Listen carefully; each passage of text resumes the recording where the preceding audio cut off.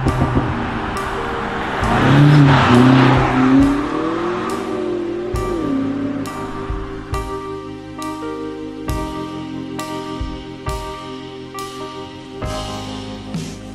guys, welcome to my BMW F90 M5 competition review. Some of you might remember that I had the regular M5 at the end of last summer and I did about 1,000 miles in that car. I've had this car for almost a week now and I've done a similar amount of distance, so it's fair to say I guess I can compare both cars reasonably well. The spec on this particular M5 competition is stunning.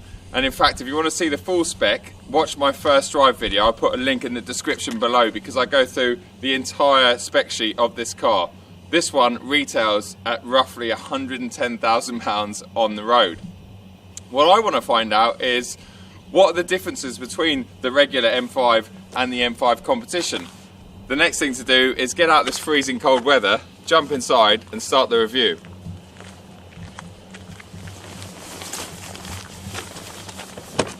I think I'm going to put on my steering wheel heater, my seat heating, my massage seats.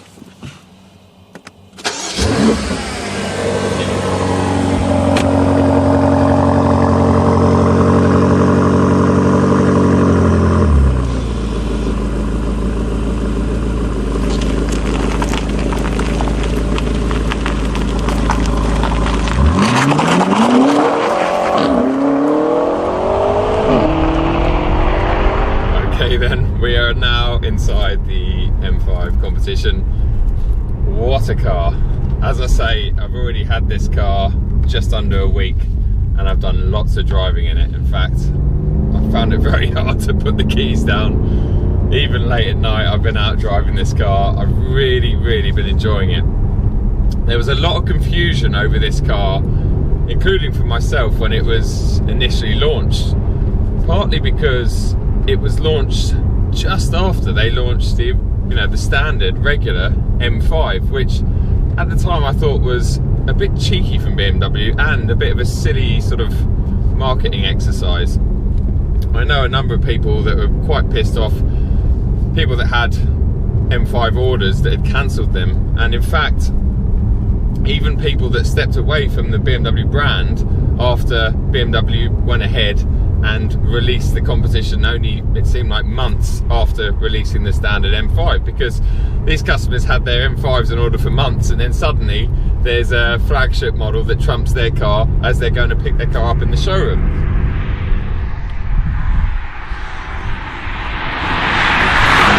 Truth be told, they are two totally different cars. They really are. So let's just talk about how they're different on paper. The competition sits 7mm lower. The suspension is 10% stiffer. If anything, it feels more than that. This has completely new anti-roll bars at the back, and the front ones are on different mounts. Talking of mounts, the engine mounts are a hell of a lot stiffer in this competition over the regular, if you can call it regular, M5. The front wheels have noticeable negative camber on them. When you add all these small changes, it completely transforms this car. I mean, it's a completely different animal. And that's why I think people have got the wrong idea when, they look at the price and they think, oh, well, it's only £6,500 more than a normal M5. But they're two different cars. They should almost have completely different badging, because to me the normal M5 is one of the best, if not the best, GT car. Cross-continent cruiser, London to Monaco, in absolute comfort for 4 passengers and their luggage. I don't think there's really anything better. And the best thing about the M5 when I had it was how good the ride could be. It was very capable at everything, but its ride was so comfortable over its opposition, over the RS6 and over the E63 and the E63S. It was such a pliant ride. Jumping into this, instantly, even when you're in comfort, the ride is, they say 10% stiffer spring rate, but it feels completely different to me. It it feels miles stiffer. And the M5 Competition is not a long distance cruising GT car. It's not the ultimate GT car. To me, this is a 4-seater, or 5 if you want to squeeze someone else in the back, supercar. That's what it is. It's a luxury supercar with a big boot. End of story. It's a different car to the M5, and I can't stress that enough.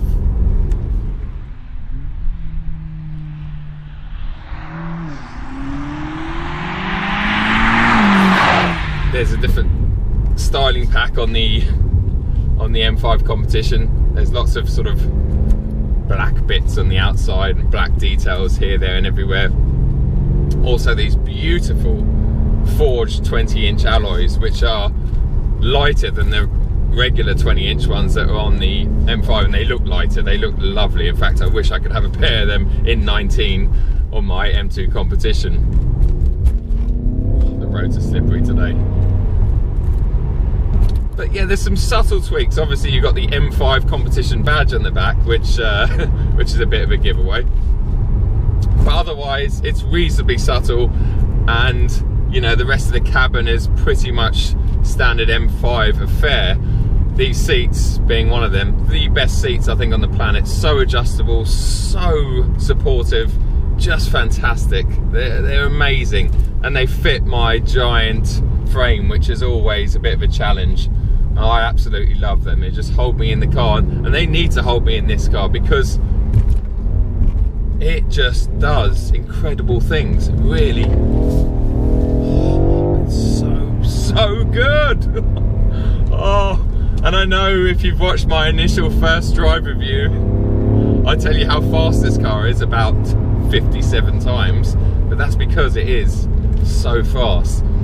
Let's talk a bit more about its handling and its delicacy. Yes, it's 2 tons. I know you're probably laughing, going, delicacy, what? That's who are you trying to kid?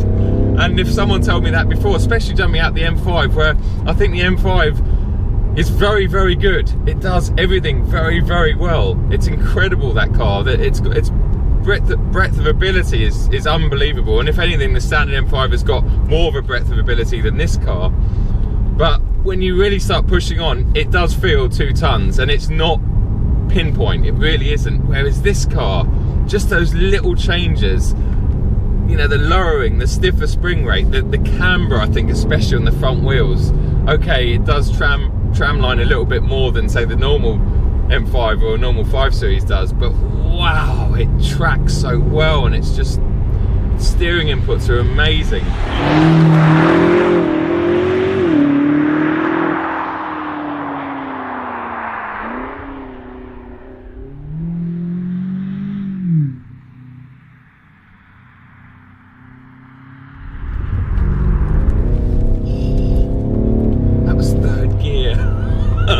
You're just tickling it. It's very, very slippery outside today. I have to say, it is 1 degrees and the roads are damp, and unfortunately this car has got the Pirelli P0s on it. Now the P0s, they're not a bad tyre. In fact, they're very good in dry, warm weather. But mixed conditions, some of the M5s and the M5 Competitions come with the brilliant Michelin Pilot Sport 4S's, which absolutely thrive in conditions like this. Okay, they are predominantly a summer tyre, but in damp, slippery conditions, the 4S's are amazing. Whereas as fun as these P0s are, they've almost caught me out a couple of times. You think this is invincible, this car with its X-Drive system, but it's only as invincible as the rubber that it's attached to, and the P0s in this sort of weather are not brilliant. You know, they're mediocre.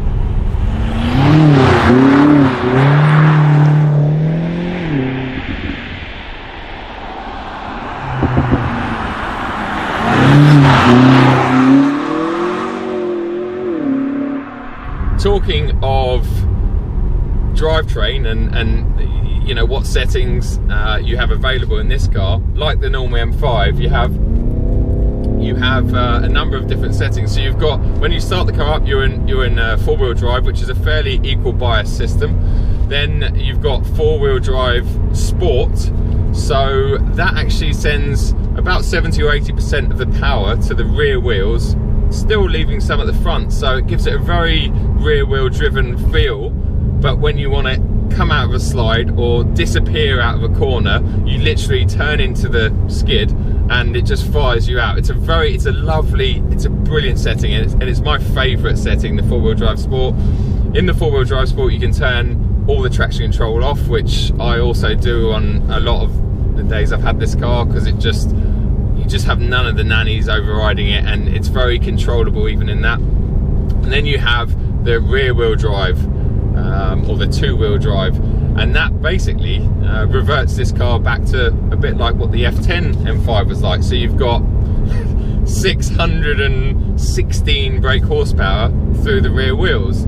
On a day like today, especially after spending a week in this car, I think it would be very dangerous for me to turn everything off, because I just wouldn't be able to adapt to having absolutely no traction like I do now. It just goes, put your foot down and we're off. And it's so fast. It's so fast. You know that already, because I've already said it's so fast 57 times in my last video, but it is so fast.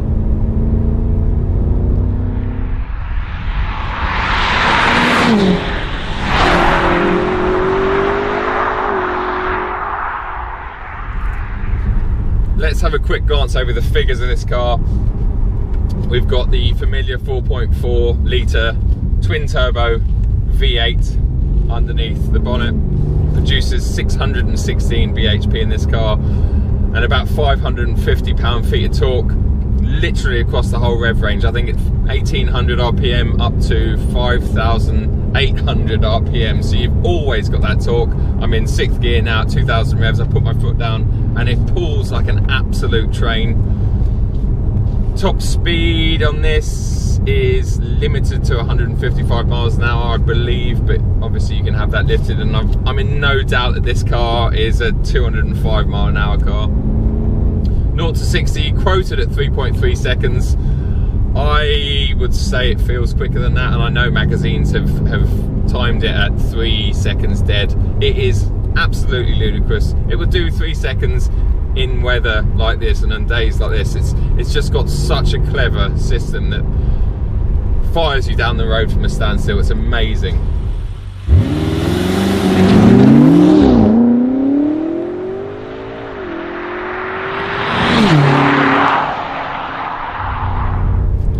So now I'm not so confused about where this car fits in the BMW range at £6,500 more than a standard M5. I think it's almost a standalone car. It's a different car. It's not just an M5 with some badges on it and a bit of extra power. It's a different car. As I said earlier, it's a very, very different car. It doesn't do the comfort, cruisy, nice ride thing that the standard M5 does, and it doesn't even come close to that. You know, these seats are the only things that are really similar about the ride quality. But on the flip side, what it does is it just turns into an absolute animal on the road. It's so good, it's so precise. I took the previous M5 out on track, and it just felt, to me, it felt big and understeery, and just, it's not a track car. You don't take M5s on track, really, do you? I know they're M cars, but this, I would be excited about taking this out on track. I really would. It's it's that good that I would actually want to take this car out on track. Other BMW models that I guess it has to compete with are cars like the M850i that I recently took or drove out in Spain. And that car was brilliant, but to me I found it was a little bit of a confusing car because it was massive. It was 2 tons, so the same weight as this. It was fast in a straight line, but it wasn't particularly dynamic through the corners. You could feel the mass, and it just didn't feel, you could feel everything controlling the mass, but it didn't feel pinpoint. And also what I found confusing about the M850i is it's really only a 2-seater, although there are 4 seats in there. You can't use the rears. So to me, the one we tried I think was about £110,000, so exactly the same list price as this car here with all these options. To me it's a no-brainer. I mean, I know they're going to appeal to different people. You know, you're going to buy an 8 Series because of its looks, and it's it's a 2-door coupe, and you're going to buy an M5 for probably the totally opposite reasons. But if you are thinking about, or if you're looking at both options, this car is miles better in my opinion. It doesn't quite have the tech that the new 8 Series has, but it has pretty much all of it anyway. It's just, to me, it's a beautiful place. It's a beautiful place to be, and it's faster, more accurate. It would destroy an M850i pretty much anywhere. It's a no-brainer. This, to me, is the ultimate BMW on sale today. It really is.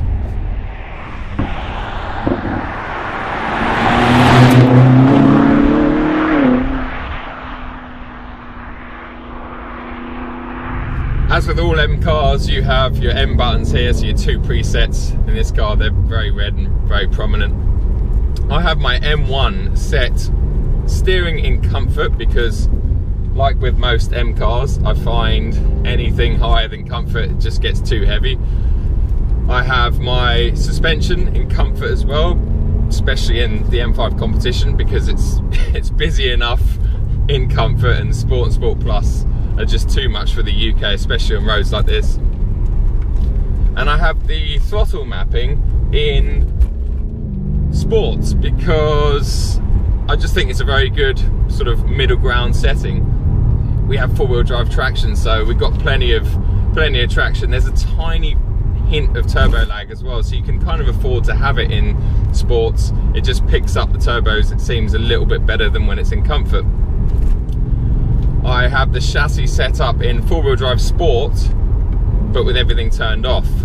Again, I wouldn't normally do that in a rear-wheel drive car, especially in the middle of winter in the UK, but this car has so much traction that you can get away with running 4-wheel drive sport.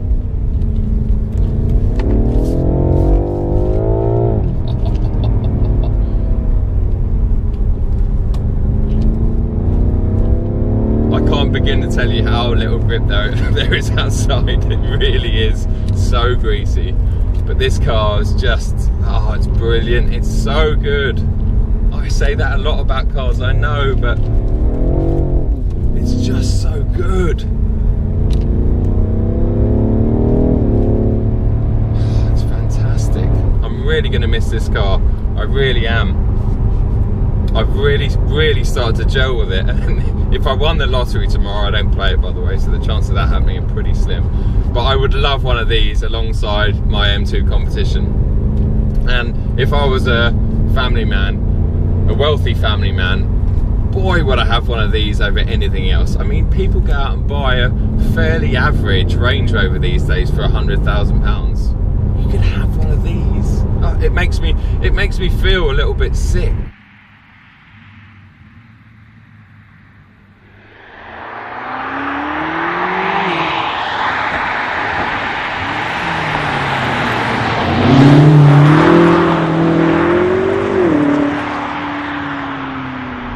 It's not too bad on the efficiency run, it really isn't, because the 8th gear is very long and it deals with long journeys in that sense very well. You know, it's only doing sort of 1700 RPM at national speed limit, so I actually do mid-30s on a long relaxed drive. But obviously when you're booting it a bit more like I am today, you'll be lucky to see higher than sort of teens, maybe 15, 16. Again, I think for what is effectively a 4 or 5 seater supercar, that's not too bad at all.